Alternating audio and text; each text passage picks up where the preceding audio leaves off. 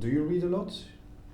Yeah? I think I read. There are some books that I was made to do at school that then I was completely put off them. Okay. Because you're not encouraged to look at them in your own way. You're encouraged to analyse them as the guidelines of the exam board. Yes, you should see this, and you should exactly. And so you're basically being told what's there instead of being invited. That's the illness of our time. Everything has to be useful. We measure everything in figures, and the balance has to fit, and that's ridiculous, really, because some things you just can't put in tables and in mathematics. What literature teaches you is that, first of all, it teaches you that your truth isn't universal. So there's a lesson in humility. That your truth is not universal. The world is a lot bigger than your island. To Kill a Mockingbird, for example, you've all read it, right? Right? No, you'll read it. So it's. I don't think.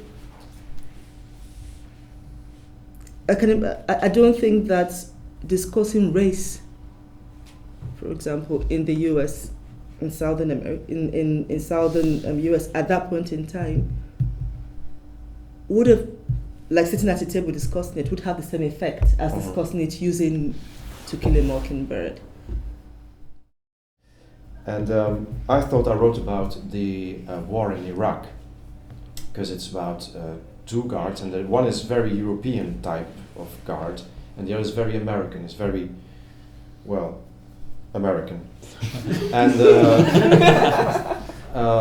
they live in the basement of a building, a very exclusive building for the rich of the world, and their function there is just to be the human face of security, because in itself there's only one entrance to the building, which is through the basement for security reasons.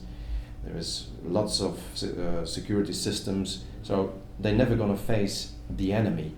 So it's a kind of a fable, an allegory.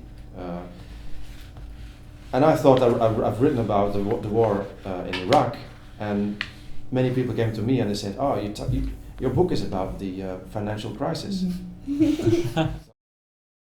As a Belgian of Nigerian descent, do you find it hard at first to sort of write books assessing a different society from Nigeria? What it's actually done for me is that it's made it easier for me to write about this new society.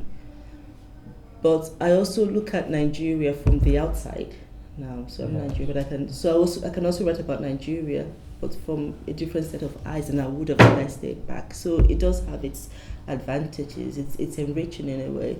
And surely your books can be read in order for people to understand the plight of immigrants, especially? No, I mean, I don't think I write so that people can understand anything. I don't know about other writers, but I think first and foremost, your duty as a writer, as a storyteller, is to entertain. And surely people will take away something from the story. I never start off by saying, okay, I want them to understand this, so I'm not standing at the pulpit. What did you work as before? I've worked in advertising. I've sold life insurances. I was rather good at that, actually. I've worked in supermarkets. I've been a bartender.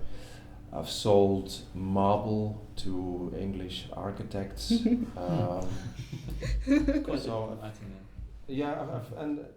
I knew I was desperate.